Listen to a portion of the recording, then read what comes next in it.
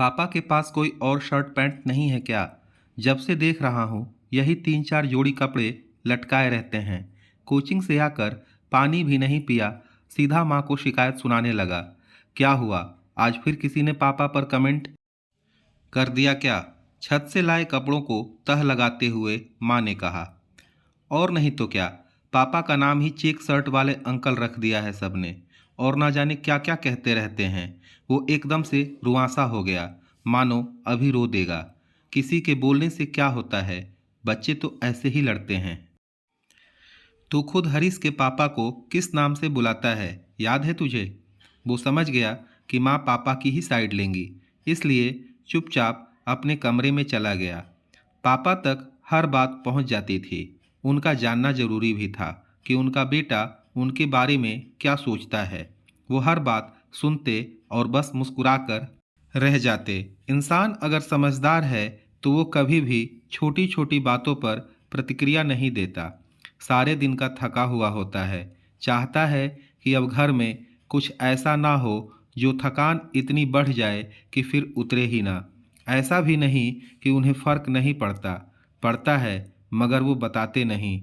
इसी फर्क के कारण उन्हें ऐसा कुछ सुनने पर घंटे भर बाद नींद आती है। एक करवट लेटे वो सोचते रहते हैं कि आखिर बच्चों के लिए ऐसा क्या करें कि वे उनसे खुश रह सकें, उन पर गर्व कर सकें। हर तीसरे दिन माँ के पास पापा की कोई न कोई शिकायत पहुँच जाया करती थी। पापा ऐसा क्यों करते हैं? पापा के पास पुराना स्कूटर क्यों है? नई गाड़ी या बाइक क्यों नहीं? पापा ने ये नहीं दिलाया। पापा कहीं अच्छी जगह घुमाने क्यों नहीं ले गए कभी? पापा बाकी दोस्तों के पापा लोग की तरह अमीर क्यों नहीं? ऐसे ही शिकायतों के साथ हर साल की तरह ये साल भी बीत गया। बेटे का इस साल इंटर था। रिजल्ट आया तो मर मर कर पास हुआ था। मैट्रिक में जिस लड़के के 82% थे, इंटर में वो 53% पर पहुंच गया।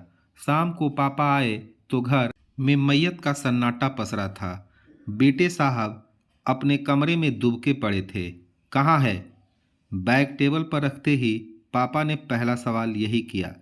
शायद ऑफिस में ही रिजल्ट देख लिया था। जाने दीजिए ना, पहले ही बहुत डरा हुआ है। माँ पापा के मूड को भांप गई थी, इसलिए चाह रही थी कि फिलहाल बेटा इनके सामने ना ही आए तो अच्छा है। उसे बुलाओ जल्दी। और ये अपनी ममता ना साल भर के लिए बचा कर रखो। साल भर हम हर गलती माफ़ करते हैं, कभी बोलने नहीं जाते, मगर आज तुम्हारी ये ममता एक पिता के गुस्से को रोक नहीं सकती। यहाँ बुलाओ उसे। अगर हम कमरे में चले गए तो लात बाँह छिटका देंगे। माँ समझ गई कि पिता का गुस्सा तूफान बन चुका है और उस तूफान को ये ममता का छाता रोक ना पाएगा। किसी भी घर में ऐसा समय माँओं को दुविधा में डाल देता है। माँ उसे कमरे से समझा बुझा कर लाई। जो अक्सर पिता के बारे में नुक्स निकालता रहता था, आज एकदम सहमा हुआ सा खड़ा था। पापा ने उसे एक बार ऊपर से नीचे तक देखा।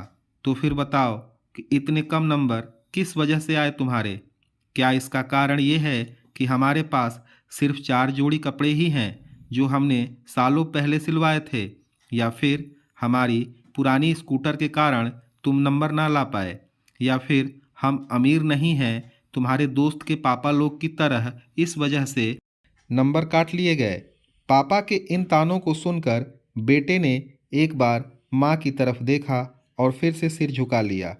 मन में कोई वहम हो तो चलो तुमको कल ही गांव ले चलते हैं अपने, और वहां मिलवाते हैं अपने पुराने साथियों से।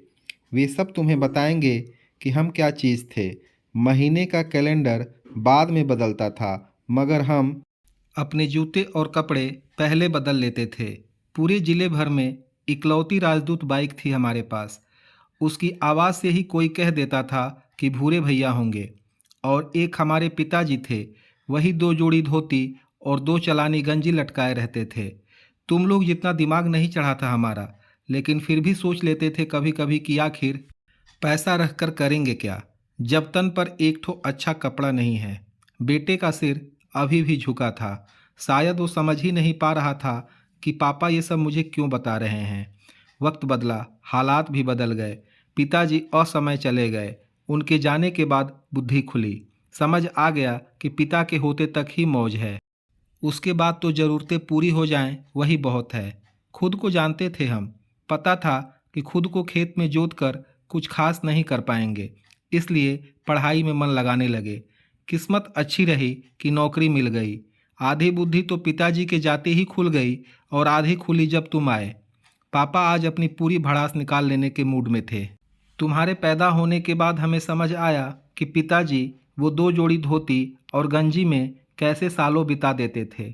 ये जो तुम अमीर घरों के बच्चों के बीच पढ़ते हुए हमारे पैंट शर्ट पर शर्मिंदगी महसूस करते हो, महंगा फ़ोन चलाते हो, वो लैपटॉप जो लिए पढ़ने के लिए हो और चलाते हो गेम और देखते हो फिल्म, ये कपड़े जूते ये सब इसलिए हैं क्योंकि हमारे पास सालों से सिर्फ 4 जोड़ी कपड़े हैं। हम ऐश कर पाए क्योंकि हमारे पिता के पास केवल 2 जोड़ी कपड़े थे।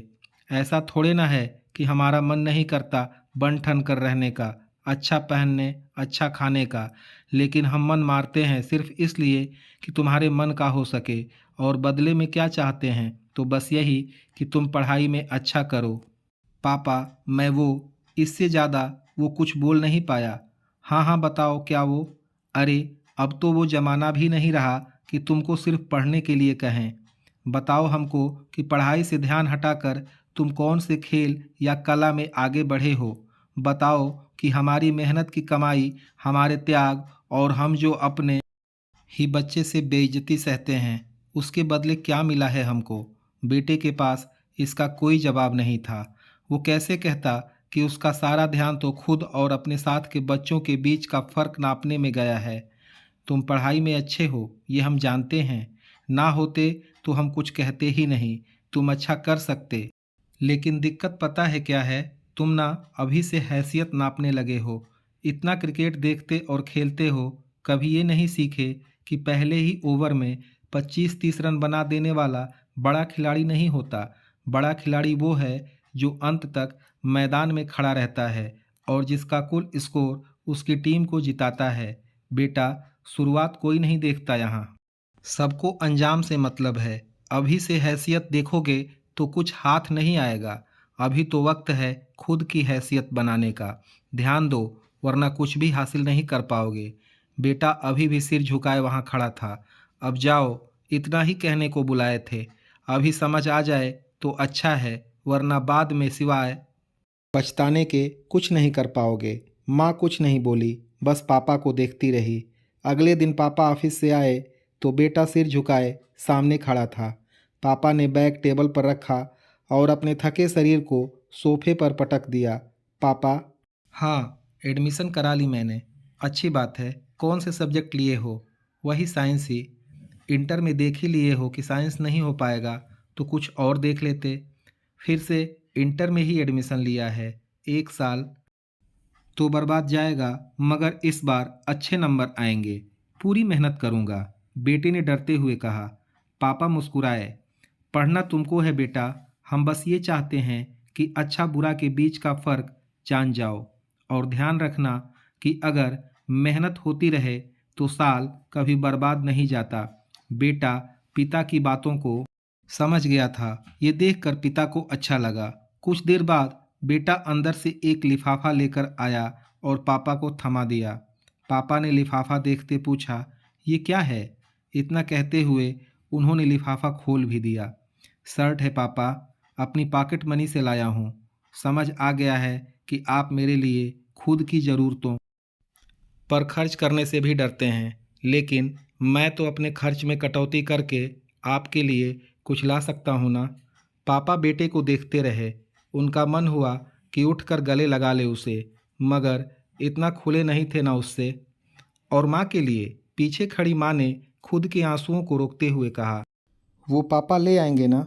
इस बात पर सबके चेहरे पर हंसी आ गई। बेटा आगे क्या करेगा ये तो पता नहीं, लेकिन अब से पापा की इज्जत ज़रूर करेगा, ये पक्का है। दोस्तों, आपको यह कहानी कैसी लगी हमें कमेंट के ज़रिए ज़रूर बताइएगा और हमारे इस चैनल को सब्सक्राइब कीजिएगा, वीडियो को लाइक कीजिएगा और अपने दोस्तों के साथ शेयर कीजिएगा। आपका दिन शुभ हो, मंगलमय हो।